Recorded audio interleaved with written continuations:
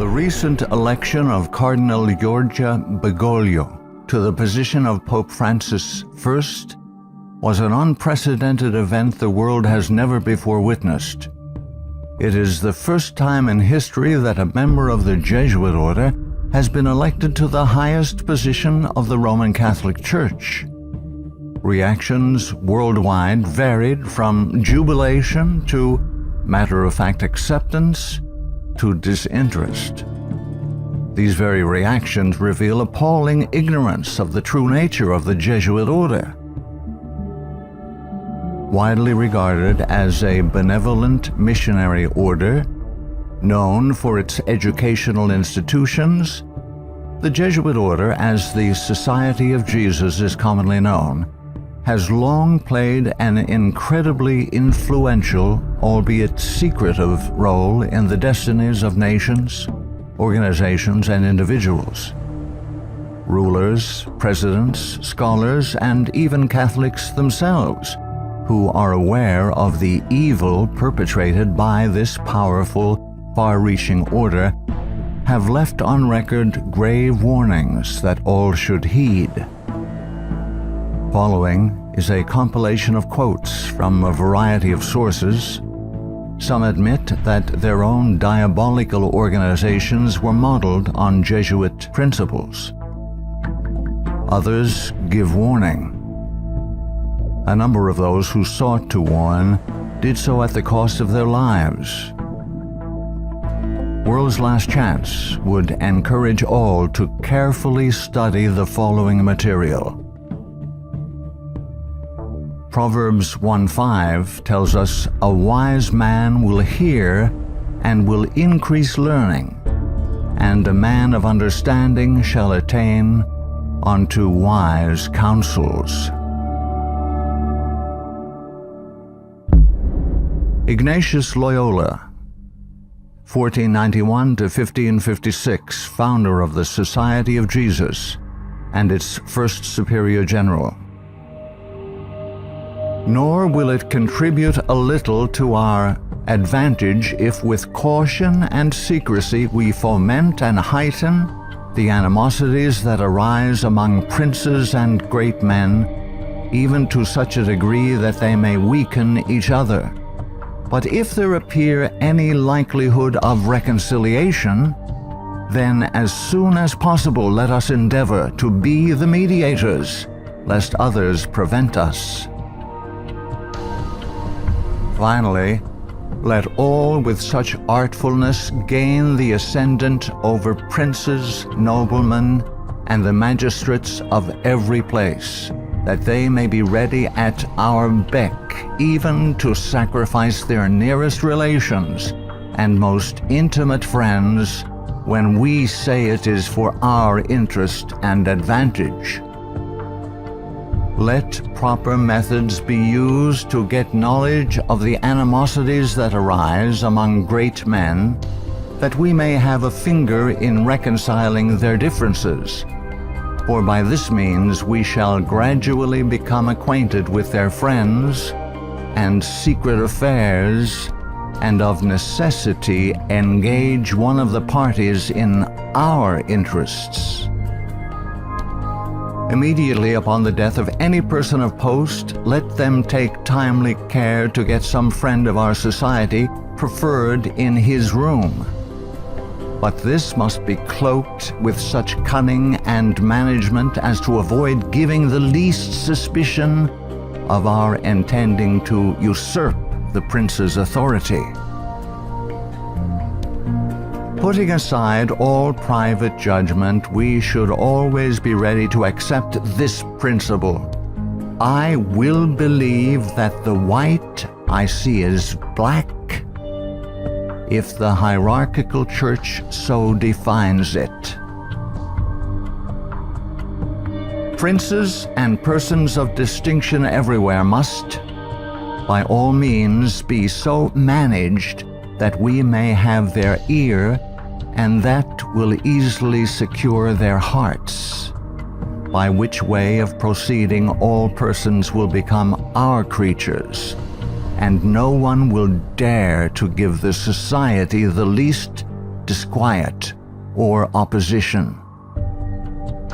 Finally, the society must endeavor to effect this at least, that having gotten the favor and authority of princes, those who do not love them at least fear them.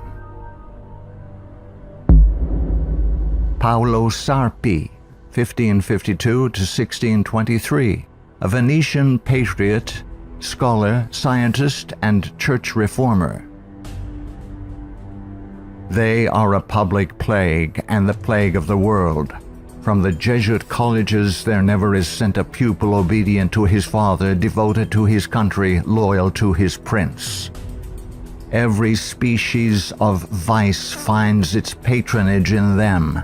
There is no perjury, nor sacrilege, nor parricide, nor incest, nor rapine, nor fraud, nor treason which cannot be masked as meritorious beneath the mantle of their dispensation.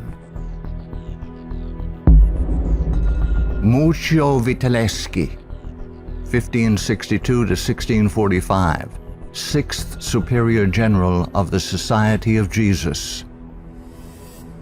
When sovereigns require a Jesuit's opinion on any subject, the Jesuit in question is to report the matter to his superior, who is to lay it before several Jesuits for discussion.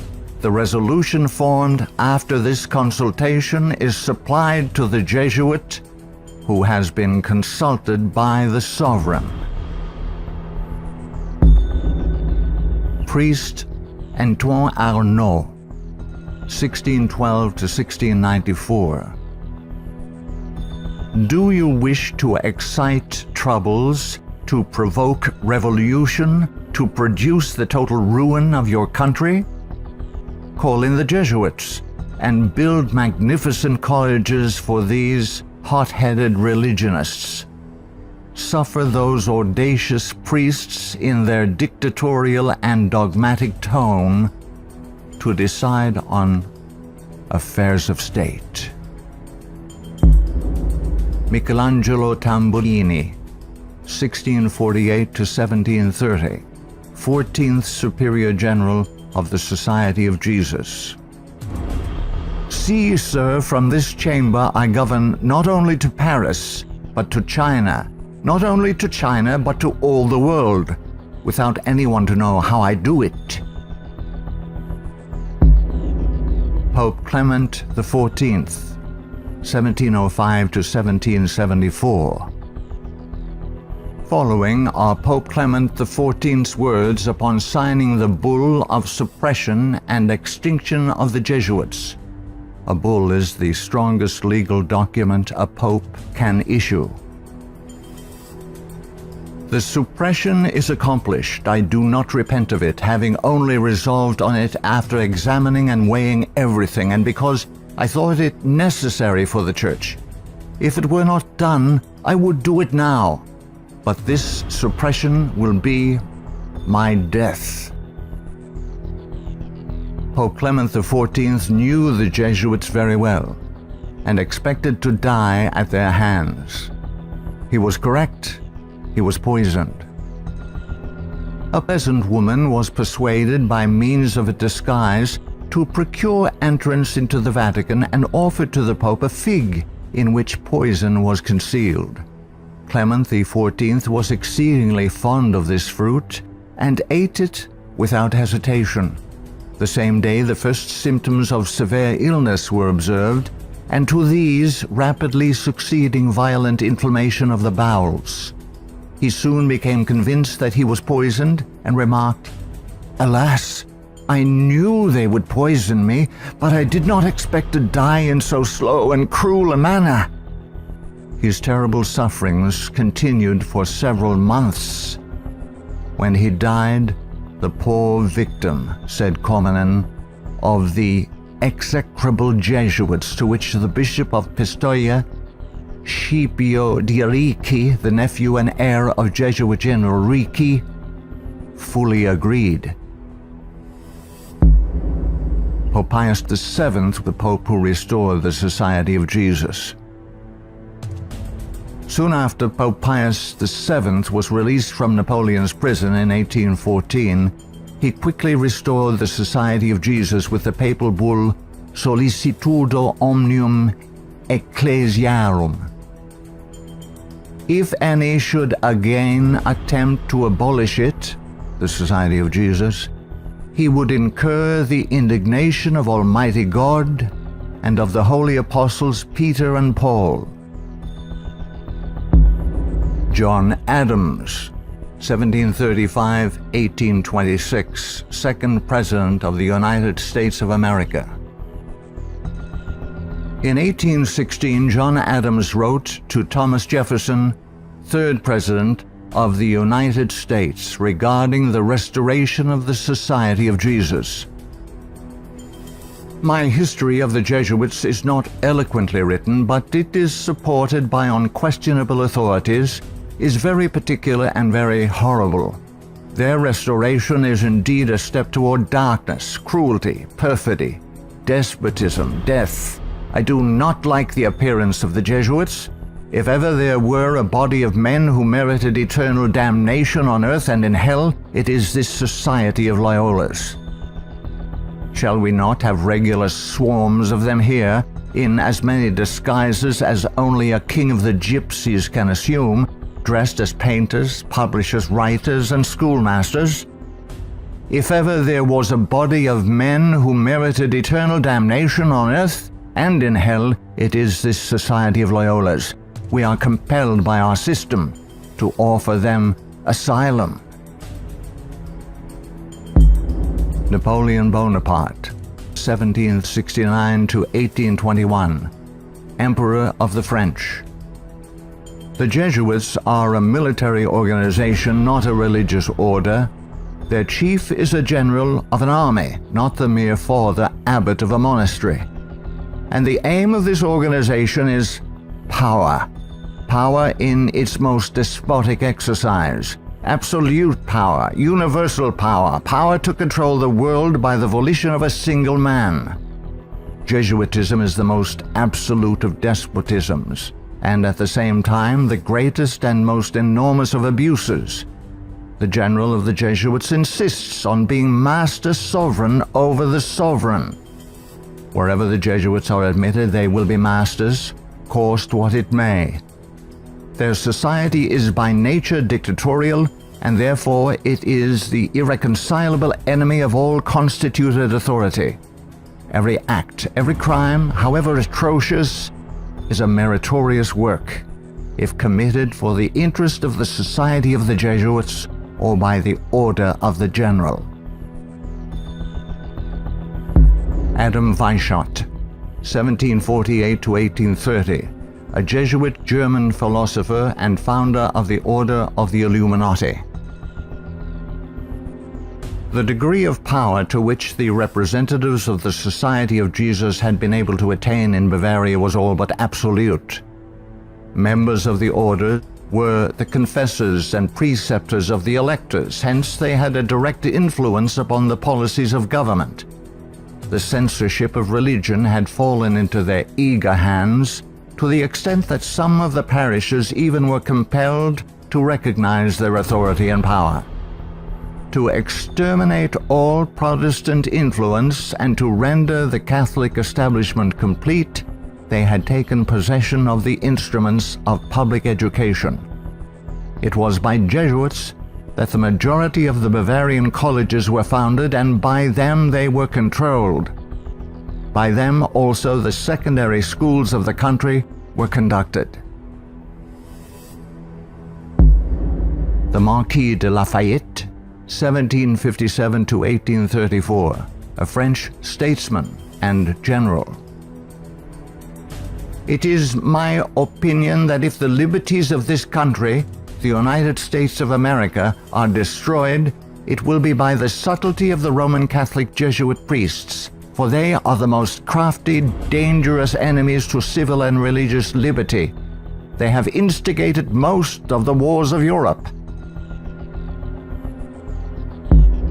Friedrich von Hardenberg, 1772 to 1801, German philosopher. Never before in the course of the world's history had such a society, that is, the Jesuit order, appeared. The old Roman Senate itself did not lay schemes for world domination with greater certainty of success. André-Marie Jean-Jacques Dupin, 1783 to 1865, a French statesman. The Jesuits are a naked sword whose hilt is at Rome, but its blade is everywhere, invisible until its stroke is felt. Samuel Morse, 1791 to 1872, American inventor of the telegraph. They are Jesuits. This society of men, after exerting their tyranny for upwards of 200 years, at length became so formidable to the world, threatening the entire subversion of all social order, that even the Pope, whose devoted subjects they are and must be by the vow of their society, was compelled to dissolve them. They had not been suppressed, however, for 50 years before the waning influence of popery and despotism required their useful labors to resist the light of democratic liberty, and the Pope, Pius VII, simultaneously with the formation of the Holy Alliance, revived the order of the Jesuits in all their aureory. From their vow of unqualified submission to the sovereign pontiff, they have been appropriately called the Pope's bodyguard. And do Americans need to be told what Jesuits are? They are a secret society, a sort of Masonic order, with super-added features of revolting odiousness, and 1,000 times more dangerous. They are not merely priests or of one religious creed. They are merchants and lawyers and editors and men of any profession having no outward badge in this country by which to be recognized. They are about in all your society. They can assume any character, that of angels of light or ministers of darkness, to accomplish their one great end, the service upon which they are sent. Whatever that service may be. They are all educated men, prepared and sworn to start at any moment and in any direction, and for any service, commanded by the general of their order, bound to no family, community, or country by the ordinary ties which bind men, and sold for life to the cause of the Roman pontiff. And who are these agents? They are for the most part Jesuits, an ecclesiastical order proverbial through the world for cunning, duplicity, and total want of moral principle, an order so skilled in all the arts of deception that even in Catholic countries, in Italy itself, it became intolerable and the people required its suppression. Orestes Augustus Brownson, 1803 to 1876, New England intellectual and activist, preacher, labor organizer, and noted Catholic convert and writer. Undoubtedly, it is the intention of the Pope to possess this country, America. In this intention, he is aided by the Jesuits and all the Catholic prelates and priests. If the Catholic Church becomes predominant here, Protestants will all be exterminated. Abraham Lincoln, 1809 to 1865, 16th President of the United States of America. This war, the American Civil War, 1860 to 1865, would never have been possible without the sinister influence of the Jesuits. We owe it to popery that we now see our land reddened with the blood of her noblest sons. Though there were great differences of opinion between the South and North on the question of slavery, neither Jeff Davis nor any one of the leading men of the Confederacy would have dared to attack the North had they not relied on the promise of the Jesuits that under the mask of democracy, the money and the arms of the Roman Catholics, even the arms of France, were at their disposal if they would attack us. The Protestants of both the North and South would surely unite to exterminate the priests and the Jesuits if they could learn how the priests and nuns and the monks which daily land on our shores under the pretext of preaching their religion are nothing else but the emissaries of the Pope, of Napoleon III, and the other despots of Europe to undermine our institutions, alienate the hearts of our people from our Constitution and our laws, destroy our schools, and prepare a reign of anarchy here as they have done in Ireland, in Mexico, in Spain, and wherever there are any people who want to be free. I am so glad to meet you again, he said. You'll see that your friends the Jesuits have not yet killed me, but they would have surely done it when I passed through the most devoted city, Baltimore, had I not defeated their plans by passing incognito a few hours before they expected me. New projects of assassination are detected almost every day, accompanied with such savage circumstances that they bring to my memory the massacre of St. Bartholomew and the gunpowder plot. We feel, at their investigation, that they come from the same masters in the art of murder, the Jesuits. So many plots have already been made against my life that it is a real miracle that they have all failed when we consider that the great majority of them were in the hands of skillful Roman Catholic murderers evidently trained by the Jesuits. I know that Jesuits never forget nor forsake, but man must not care how and where he dies, provided he dies at the post of honor and duty. Charles Chineke, 1809 to 1899, Canadian ex-Catholic priest. From that the Catholic priests with the most admirable ability and success have gathered their Irish legions into the great cities of the United States, and the American people must be very blind indeed if they do not see that if they do nothing to prevent it, the day is very near when the Jesuits will rule their country, from the magnificent White House at Washington to the humblest civil and military department of this vast republic. Brigadier General Thomas M. Harris, 1817 to 1906, physician and Union General during the Civil War. The organization of the Roman Catholic hierarchy is a complete military despotism of which the Pope is the ostensible head. The Black Pope is the head of the Order of the Jesuits and is called a general. He not only has command of his own order, but directs and controls the general policy of the Roman Catholic Church. He is the power behind the throne and is the real potential head of the hierarchy. There is no independence of thought or of action in its subordinate parts, implicit and unquestioning obedience to the orders of superiors in authority is the sworn duty of the priesthood of every grade. It would seem that the Jesuits had had it in mind from the beginning of the war, the American Civil War of 1861 to 1865, to find an occasion for the taking off, that is the assassination, of Mr. Abraham Lincoln. The favorite policy of the Jesuits is that of assassination.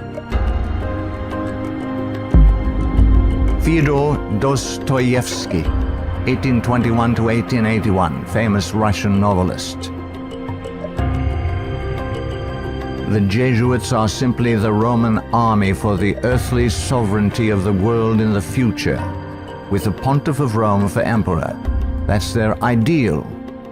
It's simple lust of power, of filthy earthly gain, of domination, something like a universal serfdom with them as masters. That's all they stand for. They don't even believe in God, perhaps. Margaret F. Cusick, 1829 to 1899, converted nun of Kenmare. The great idea of the Jesuit has always been a universal spiritual and temporal monarchy in which the Jesuit should reign supreme. England has always been the place desired for the base of operations necessary for this end. Hence the blood, the tears shed, and the schemes undertaken in this country by the Jesuit. He has by no means ended his efforts for the subjugation of the world to Rome through England.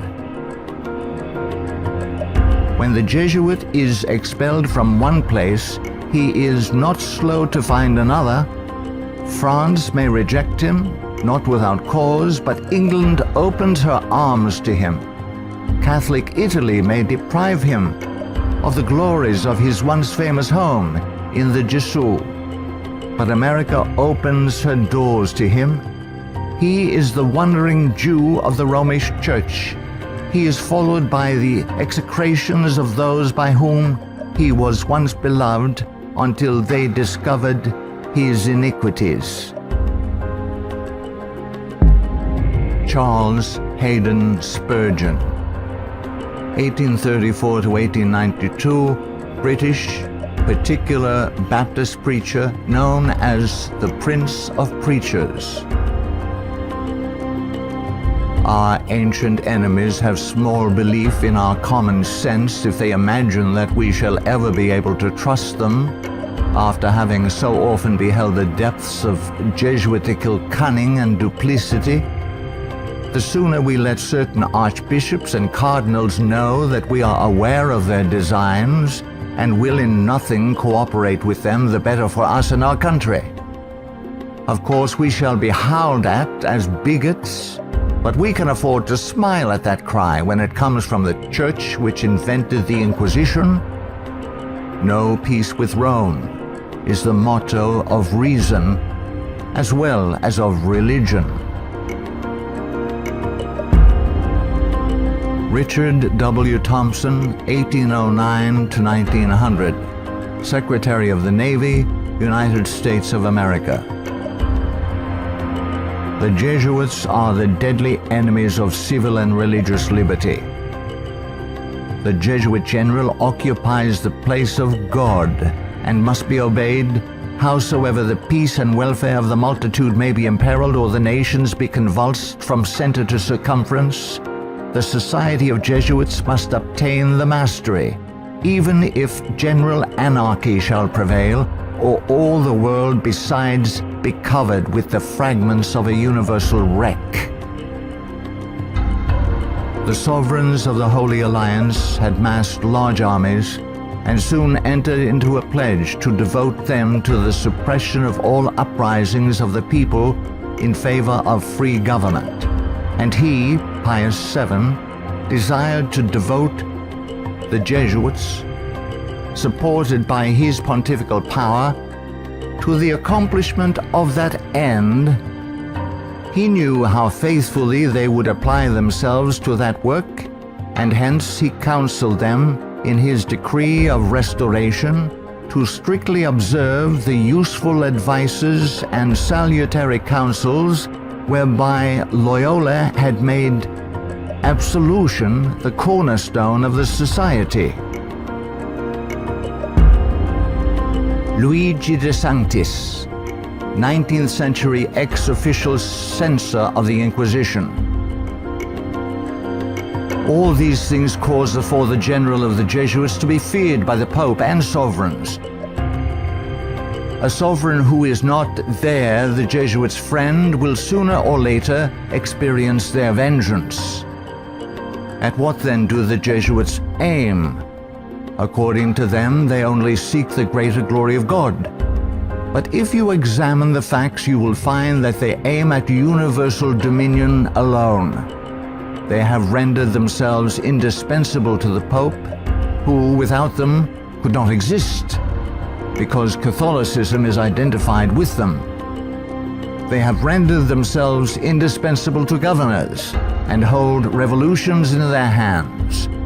And in this way, either under one name or another, it is they who rule the world. He who thinks he knows the Jesuits by having read all the books that were written in the past century, the 18th century, to unmask them would be grossly deceived. The Jesuitism of that day was an open war against the gospel and society. The Jesuitism of the present is a slow but contagious and deadly disease which secretly insinuates itself. It is a poison taken under the name of medicine. G. B. Niccolini, Italian ex-Catholic, in 1854 published the finest Italian history of the Jesuits in existence. Take the Jesuit for what he ought or appears to be, and you commit the greatest of blunders. Draw the character after what the Jesuit seems to be in London, you will not recognize your portrait in the Jesuit of Rome. The Jesuit is the man of circumstances. Despotic in Spain, constitutional in England, republican in Paraguay, bigot in Rome, idolater in India. He shall assume and act out in his own person, with admirable flexibility, all those different features by which men are usually to be distinguished from each other. He will accompany the gay women of the world to the theater and will share in the excesses of the debauchee. With solemn countenance he will take his place by the side of the religious man at church, and he will revel in the tavern with the glutton and the sot. He dresses in all garbs, speaks all languages, knows all customs, is present everywhere, though nowhere recognized, and all this, it shall seem, O monstrous blasphemy, for the greater glory of God, ad majorem Dei gloriam. The members of the society are divided into 4 classes: the professed, coadjutors, scholars, and novices. There is also a secret 5th class, known only to the general and a few faithful Jesuits, which perhaps more than any other contributes to the dreaded and mysterious power of the order. It is composed of laymen of all ranks, from the minister to the humble shoeboy. These are affiliated to the society, but not bound by any vows. They are persons who will make themselves useful. They act as the spies of the order, and serve, often unwittingly, as the tools and accomplices in dark and mysterious crimes. The Jesuit Father Francis Pellico candidly confesses that the many and illustrious friends of the society remain occult and obliged to be silent.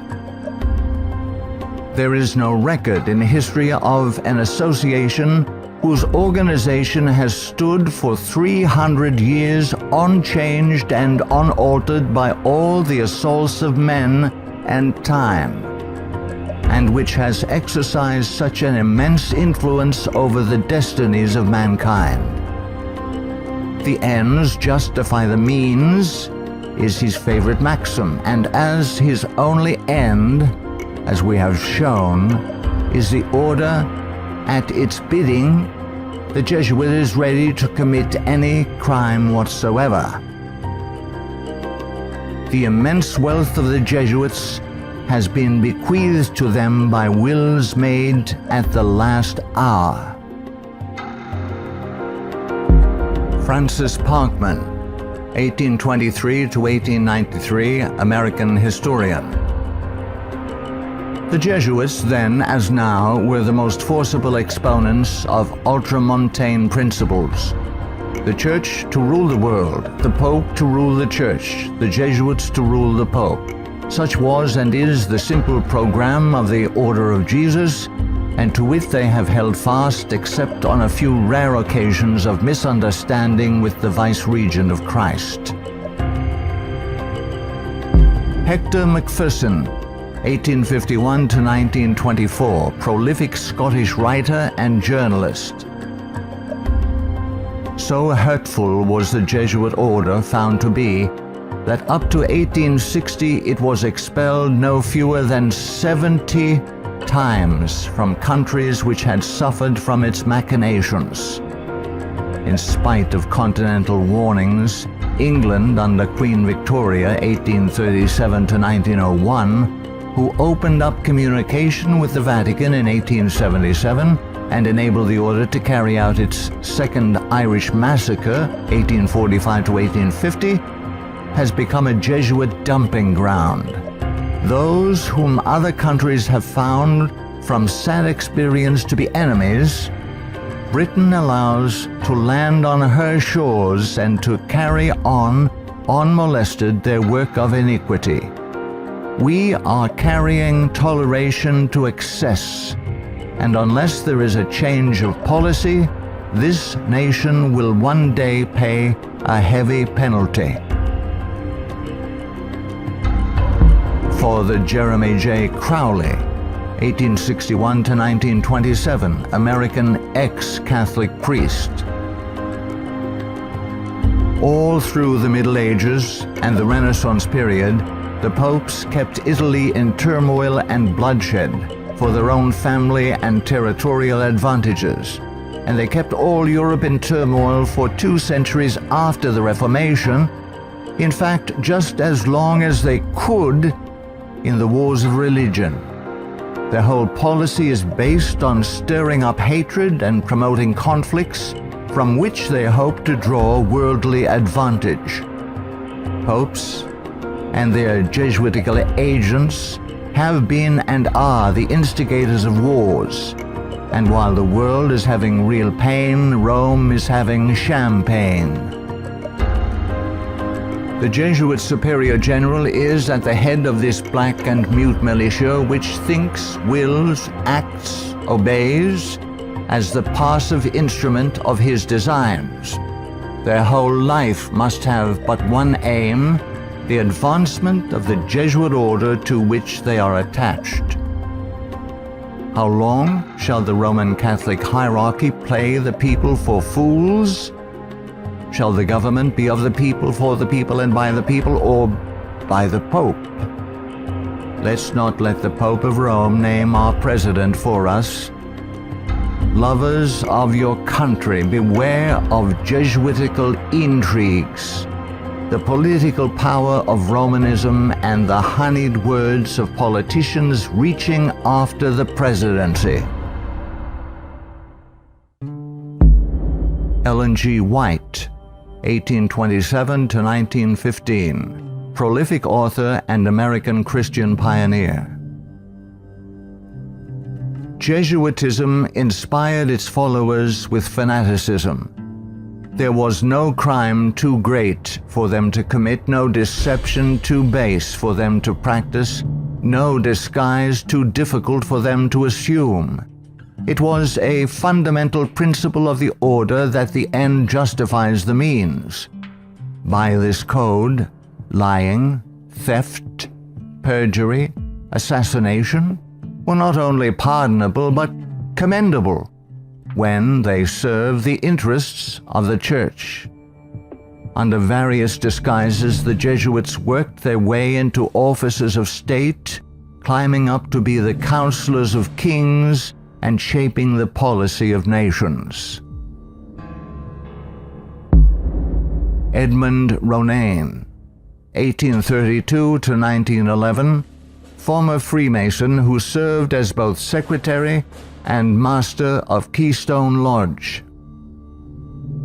The religion of Masonry is a system of absolute despotism, and like that of Rome, demands a blind, unquestioning obedience to all its laws, rules, and edicts, whether right or wrong.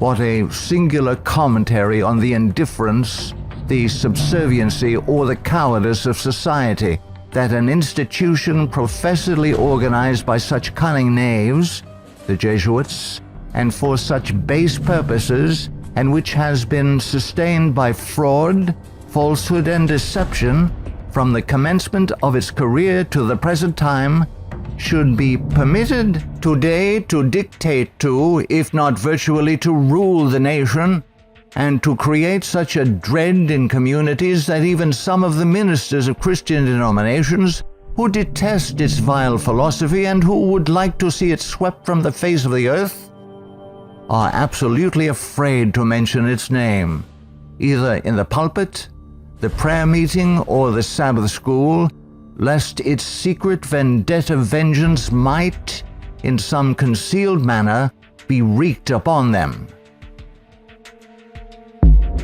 Adolf Hitler, 1889 to 1945, Austrian-born German politician and the leader of the Nazi Party. I have learned most of all from the Jesuit order.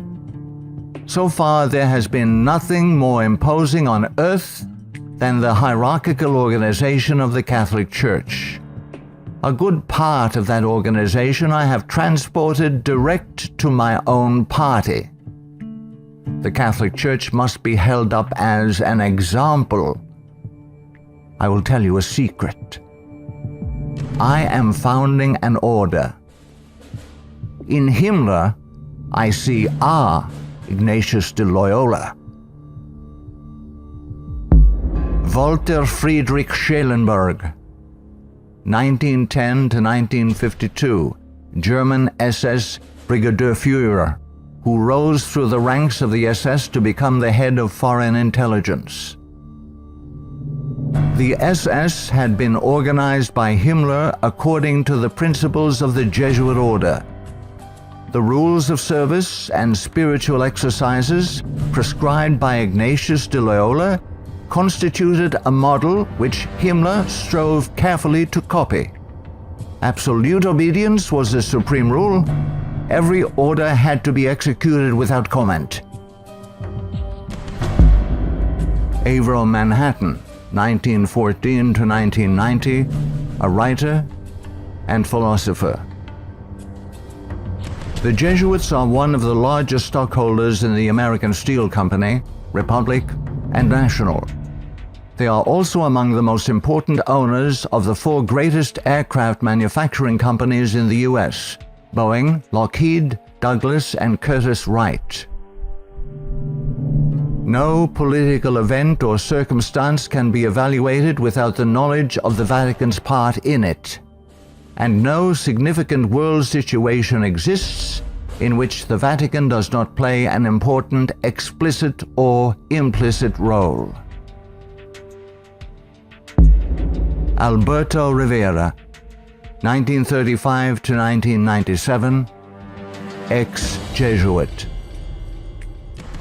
The higher I went in the Jesuit order, the more corruption I saw of it in the institution. I was invited to attend a secret black mass by high-ranking Jesuits, including Superior General Pedro Arupe, in a monastery in the northern part of Spain. When I knelt to kiss the ring of a high official, I saw a symbol on that ring that made my blood run cold. It was a Masonic symbol, the compass and the square.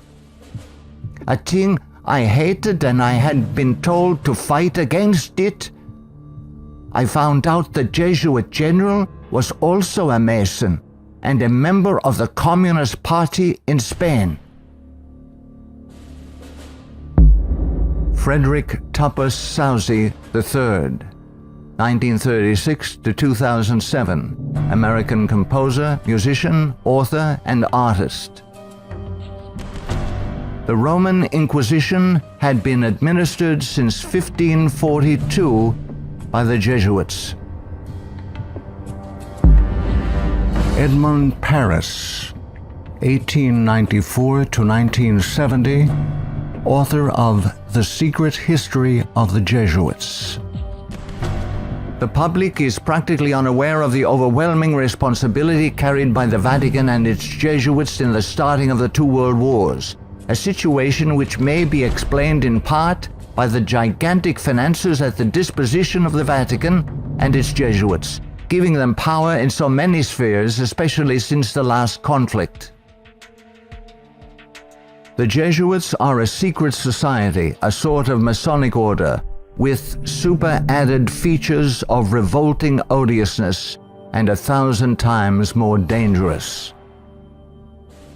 The Führer had come to power thanks to the votes of the Catholic Zentrum, Central Party overseen by Jesuit Ludwig Kass, only 5 years before, 1933. But most of the objectives cynically revealed in Mein Kampf were already realized.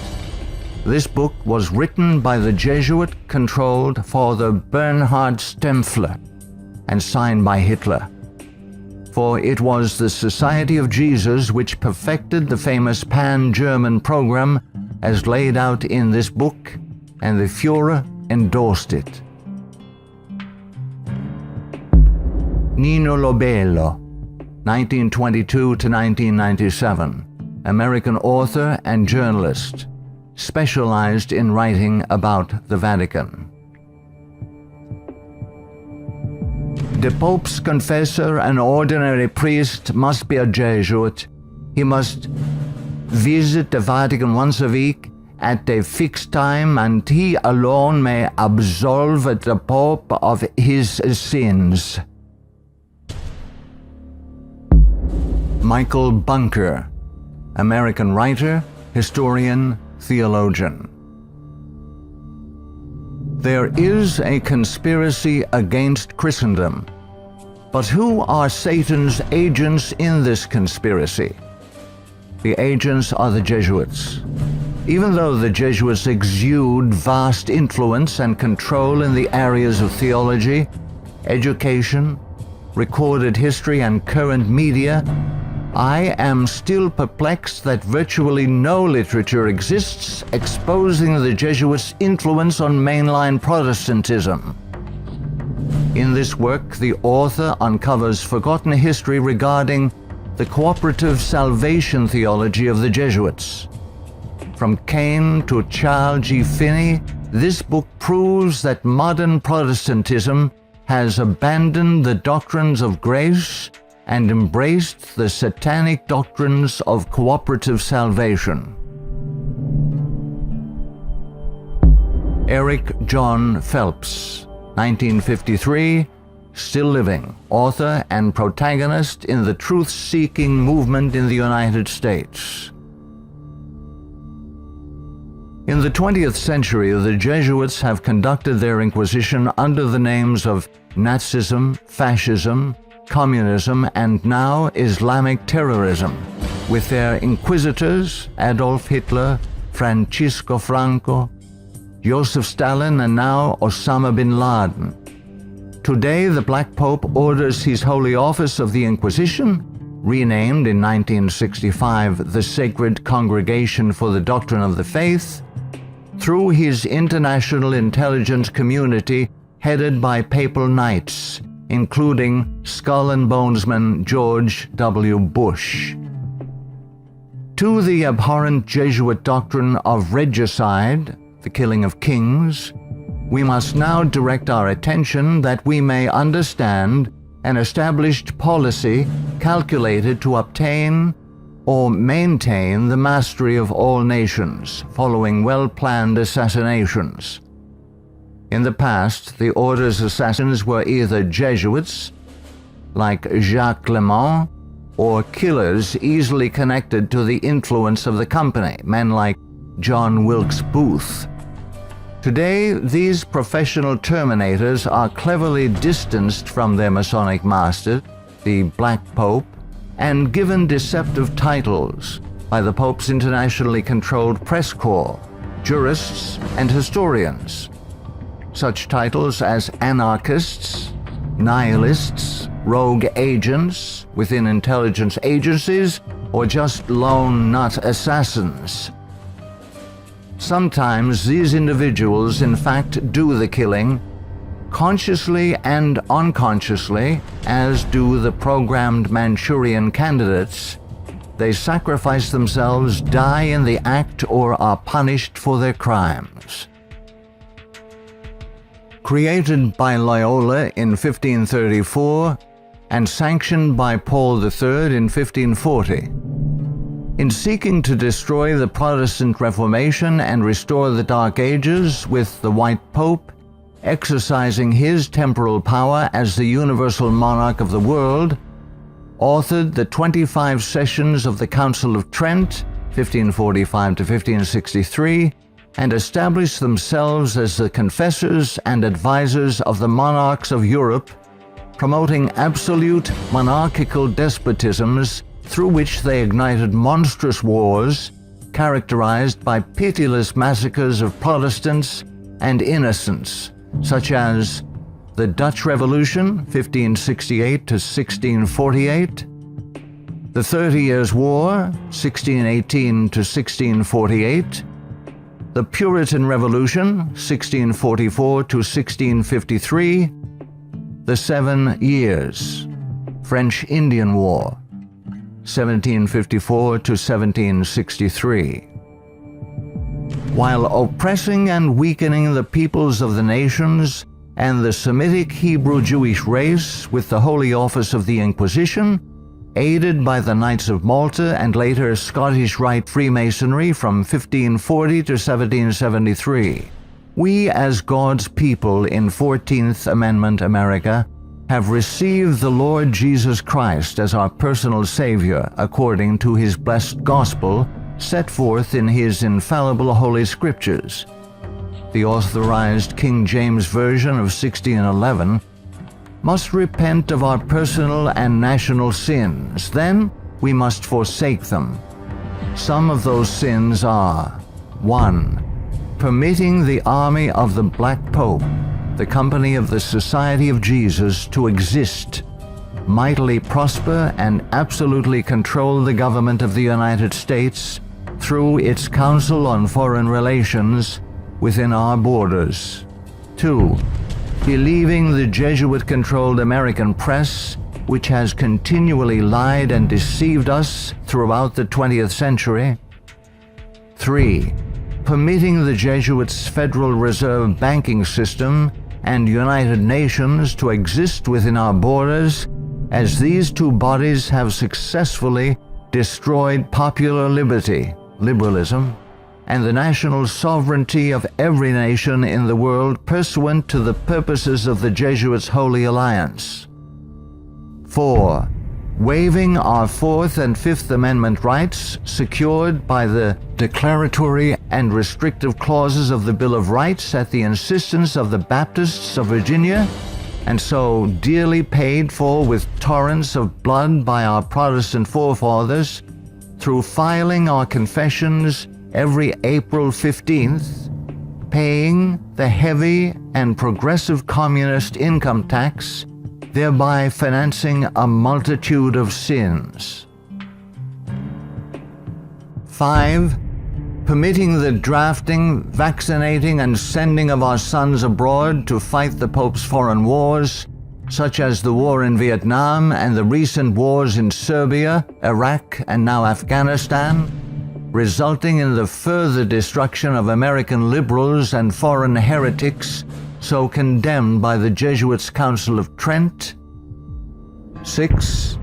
Permitting the Jesuits in control of the government of the American Empire to use our military and financial might to enthrone dictators around the world whose first allegiance is to Rome, thereby restoring the temporal power of the Jesuits, infallible Pope, returning the world to the Dark Ages. 7. Consenting to the Jesuits' Supreme Court decisions in removing the Protestant Bible and prayer from the bulwark of American liberty so hated by the Jesuits, the public school system. 8. Consenting to the immigration of millions of Roman Catholics and pagan persons of color whose loyalty to the Pope or their own race, religion, and nationality is greater than their loyalty to our Protestant constitution and Republican form of government, thereby creating a multitude of agitations justifying more centralization of power in Washington, D.C., and through amalgamation, the Africanization of the American white Celtic Anglo-Saxon race, being historically the greatest enemy of the Jesuit order, especially its Bible-believing Protestants and Baptists, as intended by the Company of Jesus pursuant to its Jesuit oath. 9. Consenting to the Jesuit Supreme Court's several decisions of forced integration, resulting in the destruction of both the white and black races through amalgamation, as the exchange of viruses, bacteria, and parasites, unique to each race, creates powerful combinations in the offspring, producing a non-resistant, weak, and sterile population within 5 generations. 10. Consenting to the Jesuit Supreme Court's decision of legalized abortion, resulting in the mass murder of unborn babies, polluting the land with innocent blood, ultimately collapsing the Ponzi scheme called the Social Security system, justifying mass murder of the elderly by the coming fascist dictator, provoking the Lord against us to consume us, until there be no remnant nor escaping in the land, by means of a massive military invasion composed of a coalition of nations, cleansing the land with the blood of unrepentant and unforgiven American murderers. 11. Succumbing to race hatred as a result of Jesuit-controlled Masonic agitators such as the White Knights of the Ku Klux Klan and the Black Nation of Islam, justifying the imposition of martial law when the inner-city race wars begin. 12. Sheepishly giving up our real wealth, gold and silver coins in exchange for indulgences, the Jesuits' worthless paper money called Federal Reserve notes, and thereby becoming a nation of overworked, unprincipled, money-hungry thieves. 13. Consenting to the cattle brand of the Jesuits' Social Security number as a means of identification to be used by their international intelligence community, begun by Hitler's SS at Dachau, it being the forerunner of. 14. Obeying the evil 1968 gun law of Nazi origin and thereby, upon purchasing new firearms, blindly registering our guns, our swords of just defense, enabling the coming Jesuit-controlled white fascist military dictator to ultimately take them from us, making our annihilation sure pursuant to the Council of Trent. 15. Committing a multitude of personal sins, both public and private, ensuring that our annihilation will be a righteous act in the eyes of both the risen Son of God and mortal man. Far from being the benevolent educational missionary society many view the Society of Jesus as being, the Jesuit order is responsible for some of the most heinous acts in recorded history. They have battled truth and righteousness, crushed religious liberty, influenced kings, and sought to mold the course of history to carry out their own agenda. Now that the visible head of the Roman Catholic Church is himself a member of this order, the power of the Jesuit order is complete. Let all who love truth, all who love freedom, take heed and beware of the danger now facing the world in the person of Pope Francis I. Error and wickedness will ever seek to use force against truth and righteousness. Now is the time to draw close to Yahuwah, setting aside the sin that doth so easily beset, and surrender all to the Creator. he will accept all who come to him in faith. A prudent man foreseeth the evil, and hideth himself, but the simple pass on, and are punished. You have to let it all go. Fear. Doubt. Disbelief.